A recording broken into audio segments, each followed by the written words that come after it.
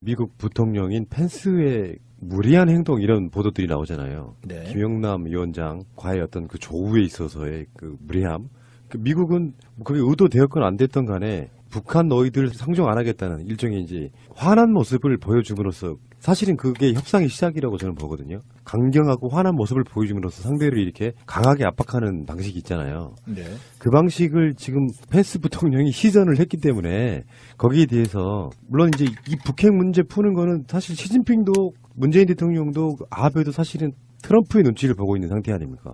그런 상태에서 즉각 북한으로부터 초청 의사가 왔을 때 이것을 애둘러 말하면 미국과 상의해보고 뭐 이런 문제가 아닐까. 트럼프하고 이야기 좀 해볼게. 이런 뜻 아닐까? 이런 생각이 좀 들더라고요. 펜스 대통령 부분에 대해서도 저는 한 서너 가지 포인트를 저희들이 좀 짚어볼 필요가 있다고 봅니다. 우선 1차적으로는 일종의 과하게 얘기하면 물의 또는 결례 또는 외교적인 격식의 파괴. 약간 그 격식을 벗어난 것이라고 표현할 수 있는 것들이 몇 가지 있지 않았겠습니까? 그것이 가령 대통령의 첫 환영의 인사가 있는 시간에 펜스와 아베가 밖에 있다가 끝난 뒤에 들어오고 그리고 한 5분 정도 이렇게 돌아서 자기네 필요한 부분 하고 나서 바로 빠져나간 것 이런 것이 이제 통상적이지 않은 거 아니겠어요? 가령 이런 거라든가 아니면 평화올림픽을 지향하면서 어떻게든 안간힘을 써서 그 그림을 만들려고 하고 있는 동맹국인 한국이 가고 있는 흐름이 있는데 그 흐름에 일반적으로는 맞지 않는 어휘를 구사한다든가 하는 것. 이제 그것이 첫째가 있겠죠.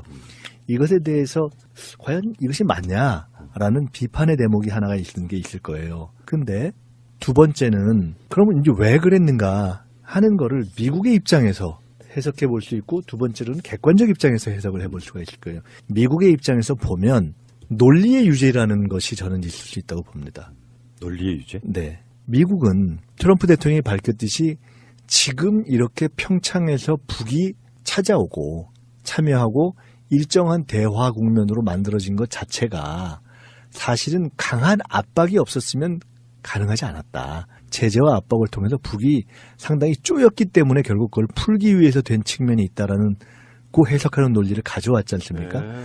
그런 의미에서 본다면 그 논리를 유지하는 차원에서도 한편에서는 지금 대화 국면이 진행되고 있지만 그것을 계속 강화하기 위해서조차도 미국은 원칙적으로도 그렇고 전술적으로도 자신의 논리를 유지하는 것이 맞다라고 주장하기 위해서도 펜스의 스탠스가 저는 있을 수 있었다고 보는 거예요. 그리고 미국의 입장에서는 그렇게 해석하자고 갑자기 스탠스를 바꾸면 상당히 어떤 논리의 유지가 이루어지지 않죠.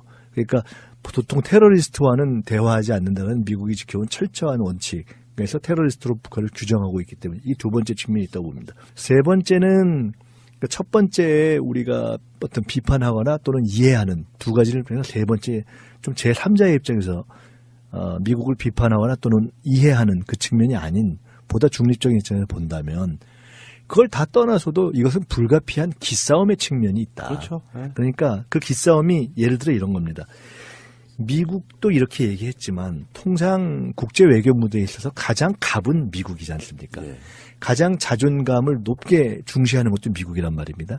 근데 보시면 이번에 펜스와 김영남의 뭐 조우가 이루어지느냐 안 이루어지느냐 뭐 이런 걸 하기 전에 통상은 북한은 만나고 싶어 하는데 미국이 안 만난다라는 인식의 전제하에서 언론은 그 프레임으로 가고 그래서 미국이 참여하기 전에 주로 미국 언론을 통해서 또는 국내 언론을 통해서도 미국이 과연 북한을 만날까 안 할까 이렇게 가는 시점에서 어떤 일이 있었냐면 북한 대표단이 오기 전에 우리는 미국을 만날 생각이 없다 이렇게 먼저 일종의 선방을 쳤잖아요. 그러니까 사실은 서로 기싸움을 이미 먼저 한 거라고 보는 거죠. 그러니까 펜스 부통령이 안 만났지만 엄밀하게 따져본다면 사실 북한이 오기 전에 김영남이 와서 펜스를 만날 생각이 없다는 얘기를 미리 하고 온 거예요. 그런 상황에서 거기서 먼저 가서 악수를 한다는 것이 그 또한 논리에도 안 맞고 기싸움에도 안 맞을 수가 있죠. 끝으로 하나만 더 말씀드리면 자 이렇게 세 가지가 있고 끝으로 하나만 더 말씀드리면 저는 여전히 미국의 입장 변화의 가능성은 그러나 남아있다고 봅니다. 왜냐하면 펜스 부통령은 현재 미국 조야 내에서 강경, 온건, 대화 다양한 스펙트럼 가운데 비교적 가장 강경한 이번에 빅터차 주한 미국 대사 예정자가 낙마하는 과정에서 드러난 가장 강경파를 대변하는 목소리를 상징하는 얼굴 아닙니까? 네. 그렇게 본다면 그렇게 강한 카드를 끄집어낸 거죠. 북한이 가장 유연한 카드로서 김여정 카드를 뽑았다면 미국은 가장 강력한 카드로서 펜스 카드를 먼저 개막식에 띄운 거예요. 근데 아직 뭐가 남아있느냐. 폐막식에 이방카 카드가 남아있습니다. 폐막식에 시진핑 오는 문제는 아직 결정되지 않았을 걸로 보이는데. 그런 건 이제 안 되어 있죠. 그런데 이제 얼마 전에 제가 그 민주공대 하면서 이종석 전 통일부 장관하고 얘기를 할 때 김여정 이방카 카드가 결정되기 전전날이었는데 저희가 얘기를 하면서 김여정 이방카가 만날 가능성 얘기를 했었거든요. 근데 지금 현재로서는 김여정이 개막식 참석이고 이방카는 폐막식 참석이기 때문에 둘의 미팅 가능성은 현재로서는 존재하지 않지만 그러나 어쨌든 이방카는 굳이 따진다면 현재의 국면에서 강온 어느 쪽을 대변하는 것으로 딱 정해져 있지 않은 얼굴이란 말이에요. 그렇기 때문에 저는 국면 전개에 따라서 아직도 트럼프 대통령이 여러 카드를 구사할 가능성에 이방카라는 카드가 하나 남아있기 때문에 그 점에 있어서 미국의 이 전체 상황을 보면서 미국이 취할 수 있는 여지를 만약에 판이 어느 판으로 일정한 흐름을 흘러간다고 할 때 미국이 그 판의 흐름에서 완전히 손을 띨 것이냐 아니면 완전히 주도권이나 또는 정보에 대한 어떤 접근권을 스스로 포기할 것이냐 이건 저는 아직 판단하기 이르다고 봅니다.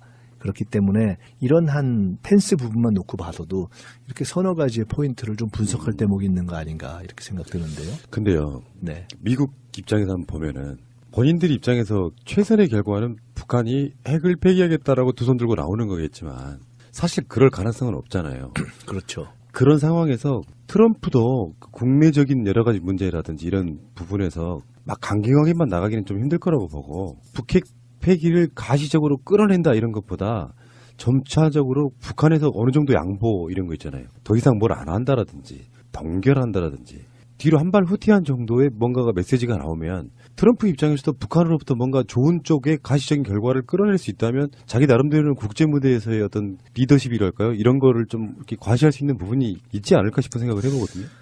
저는 이제 그 미국의 입장과 트럼프의 입장을 좀 구분해 볼 필요가 있다고 봅니다. 원래는 미국의 입장이라고 할 때 미국의 입장과 대통령인 트럼프의 입장을 분리한다는 건 말이 안 되는 얘기인데 제가 굳이 이렇게 분리하는 것은 전통적으로 어떤 우리가 국가의 전략이나 국가의 행동을 생각할 때 그 경제적 기반, 국가 전략, 그다음에 거기에 관여하는 각종 국가 메커니즘으로서의 백악관, CIA, 국무부, 국방부, 군산복합제, 군사산업 모든 걸 통틀은 미국의 입장에 서의 대한반도 전략이라는 것은 한편으로는 중국과의 관계에서 한반도에 있어 영향력을 극대화하고 큰 틀에서의 소위 피보트 아시아라는 아시아에 있어서의 어떤 재균형 전략을 하는 것이 일단 대전제로서의 미국의 입장일 것입니다. 그것은 그리고 거기서 꼭 그거를 전쟁으로 가느냐 아니냐에 있어서는 이길 수 없거나 또는 이기는 것이 확실하지 않거나 아니면 상당히 장기화될 것이어서 정치적 부담을 주는 전쟁을 미국의 전략적 목표다. 이렇게 보긴 저는 어렵다고 봐요. 그런데 여기서 다시 트럼프로 간다면 트럼프는 통상적인 그런 미국 체제와 조금 다를 수 있는 행동을 큰 두 가지 틀에서 여지가 있다고 보여진 거거든요. FTA에서도 그렇고 지금까지 북한 문제를 다루는 데서도 그렇고 하나는 경우에 따라 조금 더 강경하게 그런 모든 것과 상관없이 아예 때릴 수 있다. 이것이 하나가 있었고 또 하나는 전혀 다른 각도에서 계산이 맞는다면 전격 턴할 수 있다. 이 가능성도 처음부터 계속 있었던 거란 말입니다. 그러니까 햄버거를 같이 먹고 싶다라든가 이런 등등의 독특한 접근이 있었지 않습니까?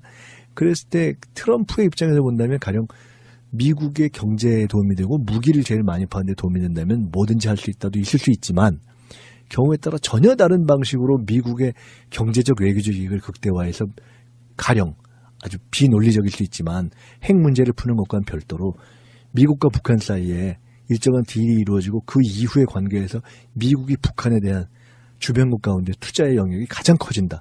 이것이 최상이다 하면 그런 전혀 다른 전격 딜을 저도 그런 주도할 수가 있단 말이죠. 그래서 그런 점 때문에 저는 상대적으로 트럼프 대통령의 선택의 폭은 좀 넓고 그리고 트럼프 대통령은 그런 포카페를 잘 안 보이는 스타일이다. 이제 그런 것 때문에 여전히 여기에는 이제 영역이 조금 남아 있는 거죠. 그러니까 실용적인 외교를 이제 할 때도 된 거잖아요. 사실은 종편들 평론가들 토론하는 거 보니까요. 정말 가관인 게 징벌적으로 핵무기 만든 나라니까 징벌적으로 인정해주면 안 된다. 막 어떤 한 사람이 이렇게 주장을 하니까 진보적 패널인가 봐요. 언제까지 그럴래? 9년 10년 동안 아무 성과도 내지 못하고 결국 개성공단만 폐쇄를 했는데 이제는 뭔가 전향적으로 북한을 정말 개방해서 한반도의 전쟁 위협을 없애는 게 중요하다. 막 이런 식의 논박을 하는 거 보는데 어쨌건 저는 올림픽 기간 내내 문재인 대통령은 머릿속에 계속 그 생각만 있을 것 같아요.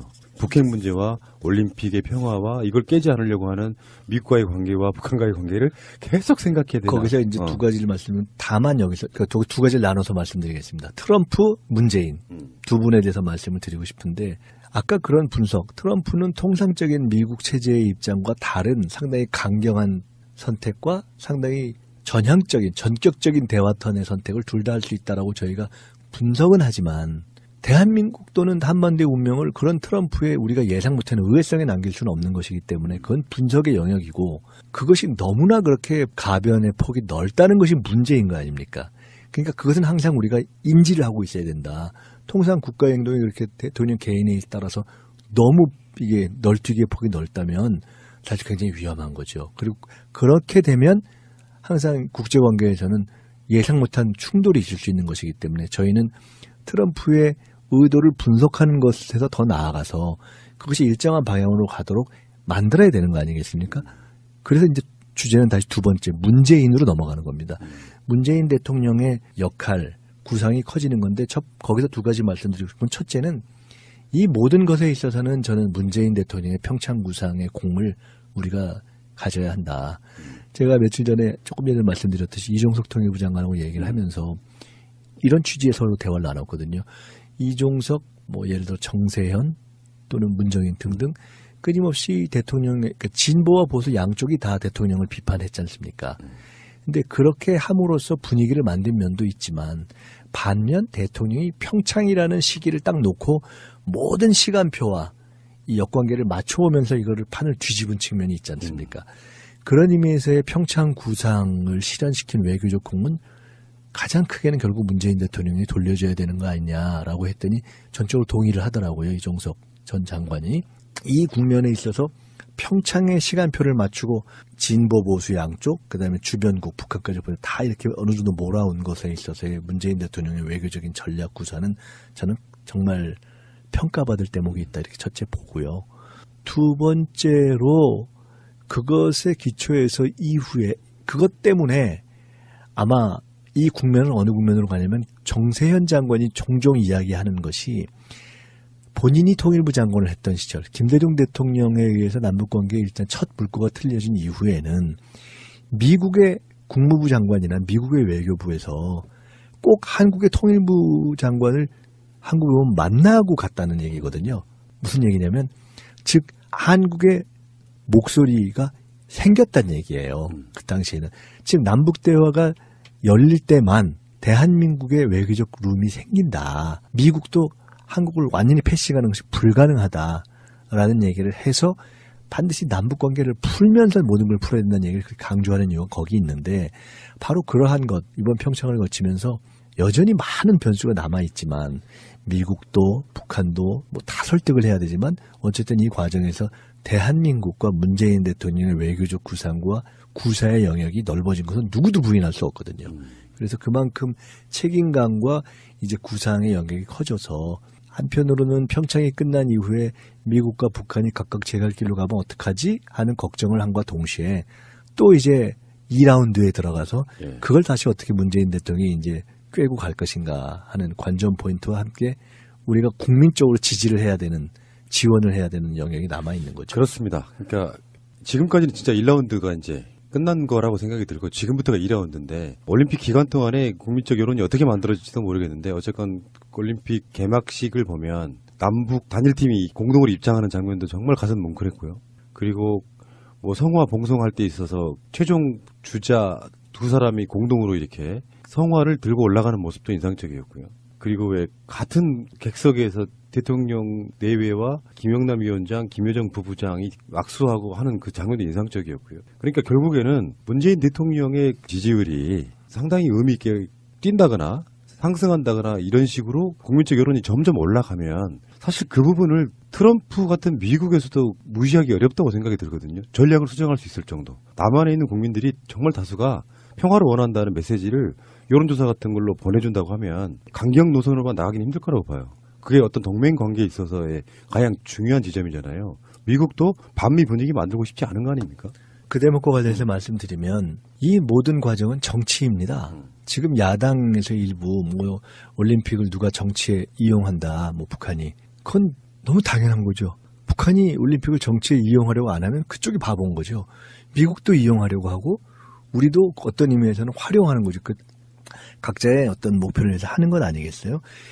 즉 큰 틀에서 올림픽이라는 것을 평화로 만들어 가기 위한 그런 계기로 활용하면서 한반도에서의 큰 정치가 지금 시작되고 진행이 되고 있는 거죠. 모든 플레이어들이 지금 정치를 하고 있는 거잖아요. 그 정치에서 중요한 것은 서로가 다 관전자들의 마음을 얻기 위해서 지금 움직이고 있는 거예요.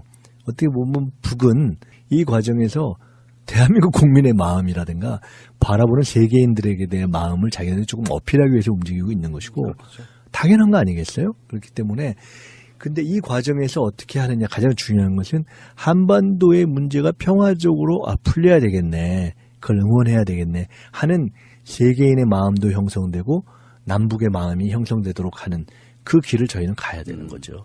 그 자유한국당의 논평이 나왔는데 그 초청을 사실상 수락한 거잖아요. 네. 그것은 북의 전술에 말려드는 것이다 이렇게 표현을 했어요. 네.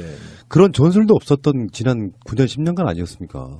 그러면 그대로 두면 계속 남북 대치 상태는 계속되고 우리 국방비는 올라가고 경제적으로 여건을 미치잖아요. 뭐 네. 핵실험 한 번 하면 출렁출렁하는 것들 이런 부분도 생각을 해야 돼서 벌어진 일에 대한 사실상의 실질적인 대처를 해야지 이 사람들 논리들처럼 북이 핵을 가지고 있는 한 쟤네들은 영원히 왕따시켜야 돼. 그래서 한반도에는 전쟁의 위협이 상존해야 돼. 이렇게 가면 안 된다는 생각이 드는데 네.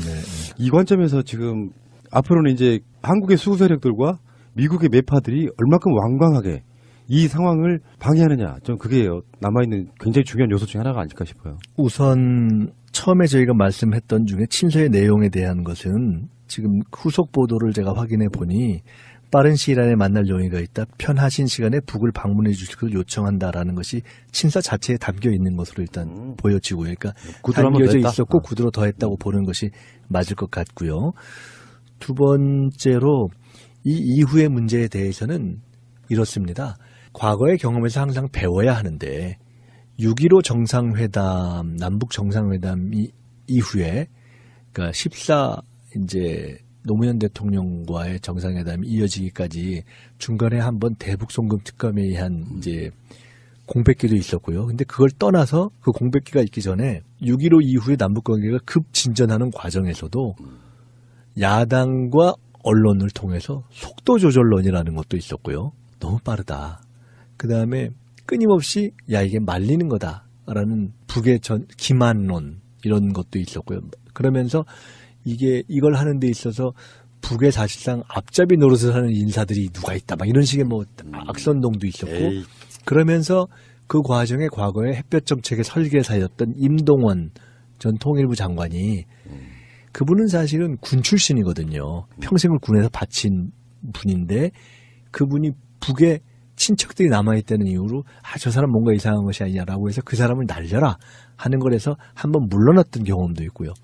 이렇게 앞으로 갈 길은 당연히 그렇지만 현실적으로 굉장히 복잡한 과정이 과거에 있었고 앞으로도 그럴 겁니다. 그래서 중요한 것은 이런 과정을 통해서 저는 지금까지 했던 것 이상의 몇 배의 대통령에 대한 이 외교라는 것은 미국에서도 여야가 없이 어떤 외교를 할 적에 밀어주는 거 아닙니까? 근데 우리는 심하게 특히 현재 야당이 그렇지 않기 때문에 저는 우리가 한층 더 대통령의 힘을 모아야 될 때다 이렇게 예, 봅니다. 알겠습니다. 계속 후속 보도가 나오는데 청와대에서 남북 이산가족 문제 그리고 한미 군사훈련 이 부분 문제는 언급이 없었다. 물론 있었다고 해도 다 밝히긴 힘들 거라고 생각이 드는데 일단 공식적으로는 한미 군사훈련 같은 부분은 이야기가 없었다 이렇게 나오네요. 저는 없었을 가능성이 더 높다고 봅니다. 왜냐하면 어쨌든 김여정 부부장이 그 부분을 다루는 전문가도 아니고 그야말로 현재로서는 공식적인 지위가 있는 것도 아니고 전달자로서 되어 있었고 너무 많은 것들을 들어가는 것은 그거는 이후 실무적인 영역이기 때문에 당연히 분위기 조성, 상호 탐색 그리고 초청 그것에 집중됐을 가능성이 더 높다. 그래서 이제 문재인 대통령이 그 방송하는 오늘 저녁 김영남 위원장하고 여자 아이스하키 팀 스위스전 단일팀 경기를 응원한다는데요. 이렇게 따지면 벌써 네 번째 만나는 거네요. 네. 리셉션, 개막식, 청와대 오찬 그리고 단일팀 경기 이렇게 그래서 분위기를 계속 만들어 나가는 것 같고 문재인 대통령이 공동으로 김영남과 단일팀 경기 응원하는 시간이 밤 9시 10분인데 이거 보면서 제가 느낀 게 야, 중계권료가 뭔지, 중계권이 뭔지 이쪽이 너무 늦은 시간에 애들 경기를 하게 만들어놨어요 지금. 네. 에이. 그리고 문재인 대통령은 이제 단일대 경기 관람에 앞서서 오후 7시 40분부터 쇼트트랙 경기를 관전한다고 그러고요. 알겠습니다. 분위기 불을 읽는 거 중요합니다. 두 가지를 보면 세 번째 좀 제3자의 입장에서 미국을 비판하거나 또는 이해하는 그 측면이 아닌 보다 중립적인 입장에서 본다면 그걸 다 떠나서도 이것은 불가피한 기싸움의 측면이 있다. 그렇죠. 네. 그러니까 그 기싸움이 예를 들어 이런 겁니다. 미국도 이렇게 얘기했지만 통상 국제 외교 무대에 있어서 가장 갑은 미국이지 않습니까? 네. 가장 자존감을 높게 중시하는 것도 미국이란 말입니다. 근데 보시면 이번에 펜스와 김영남의 뭐 조우가 이루어지느냐 안 이루어지느냐 뭐 이런 걸 하기 전에 통상은 북한은 만나고 싶어 하는데 미국이 안 만난다라는 인식의 전제하에서 언론은 그 프레임으로 가고 그래서 미국이 참여하기 전에 주로 미국 언론을 통해서 또는 국내 언론을 통해서도 미국이 과연 북한을 만날까 아닐까 이렇게 가는 시점에서 어떤 일이 있었냐면 북한 대표단이 오기 전에 우리는 미국을 만날 생각이 없다 이렇게 먼저 일종의 선방을 쳤잖아요. 그러니까 사실은 서로 기싸움을 이미 먼저 한 거라고 보는 거죠. 그러니까 펜스 부통령이 안 만났지만 엄밀하게 따져본다면 사실 북한이 오기 전에 김영남이 와서 펜스를 만날 생각이 없다는 얘기를 미리 하고 온 거예요. 그런 상황에서 거기서 먼저 가서 악수를 한다는 것이 그 또한 논리에도 안 맞고 기싸움에도 안 맞을 수가 있죠. 끝으로 하나만 더 말씀드리면 자 이렇게 세 가지가 있고 끝으로 하나만 더 말씀드리면 저는 여전히 미국의 입장 변화의 가능성은 그러나 남아있다고 봅니다.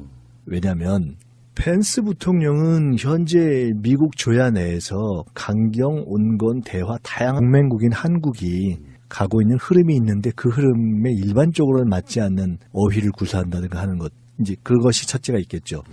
이것에 대해서 과연 이것이 맞냐라는 비판의 대목이 하나가 있는 게 있을 거예요. 근데 두 번째는 그러면 이제 왜 그랬는가 하는 거를 미국의 입장에서 해석해 볼 수 있고 두 번째로는 객관적 입장에서 해석을 해볼 수가 있을 거예요. 미국의 입장에서 보면 논리의 유죄라는 것이 저는 있을 수 있다고 봅니다. 논리의 유죄? 네. 미국은 트럼프 대통령이 밝혔듯이 지금 이렇게 평창에서 북이 찾아오고 참여하고 일정한 대화 국면으로 만들어진 것 자체가 사실은 강한 압박이 없었으면 가능하지 않았다. 제재와 압박을 통해서 북이 상당히 쪼였기 때문에 결국 그걸 풀기 위해서 된 측면이 있다라는 그 해석하는 논리를 가져왔지 않습니까? 네.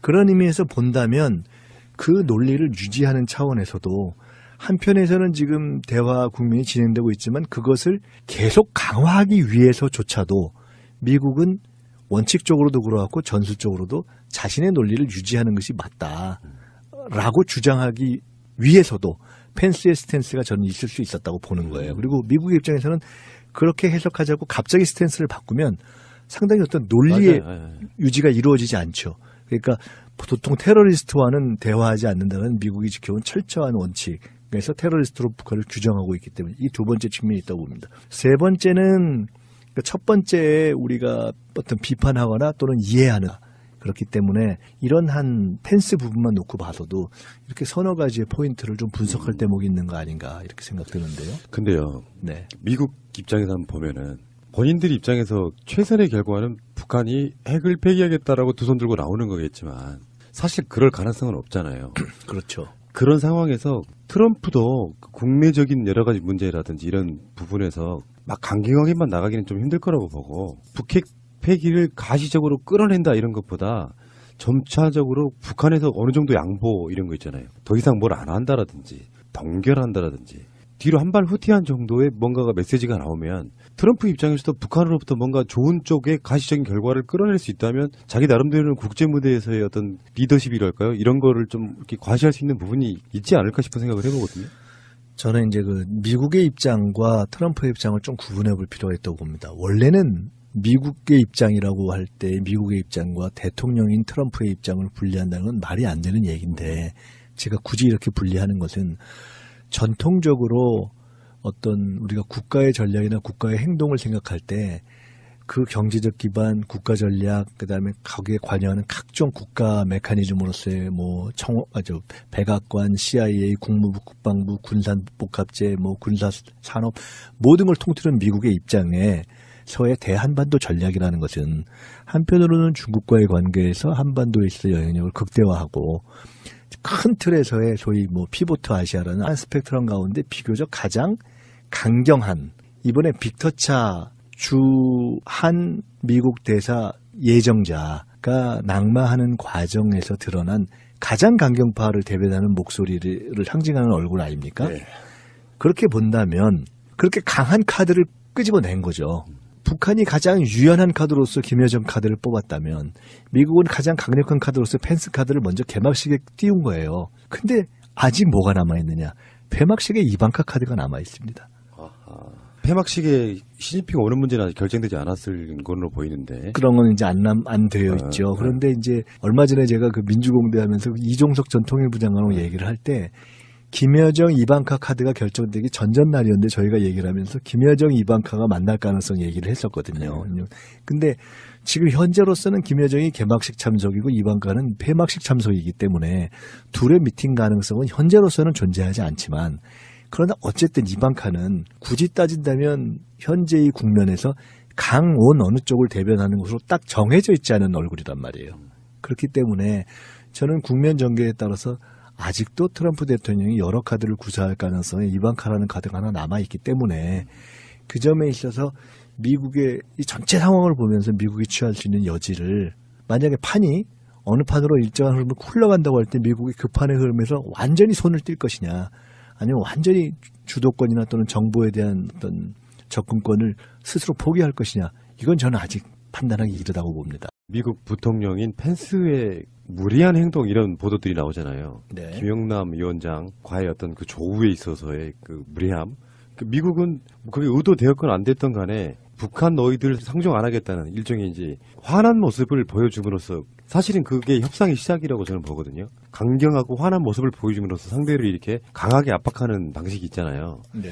그 방식을 지금 펜스 부통령이 시전을 했기 때문에 거기에 대해서 물론 이제 이 북핵 문제 푸는 거는 사실 시진핑도 문재인 대통령도 아베도 사실은 트럼프의 눈치를 보고 있는 상태 아닙니까? 그런 상태에서 즉각 북한으로부터 초청 의사가 왔을 때 이것을 애둘러 말하면 미국과 상의해보고 뭐 이런 문제가 아닐까. 트럼프하고 이야기 좀 해볼게. 이런 뜻 아닐까? 이런 생각이 좀 들더라고요. 펜스 대통령 부분에 대해서도 저는 한 서너 가지 포인트를 저희들이 좀 짚어볼 필요가 있다고 봅니다. 우선 1차적으로는 일종의 과하게 얘기하면 물의 또는 결례 또는 외교적인 격식의 파괴.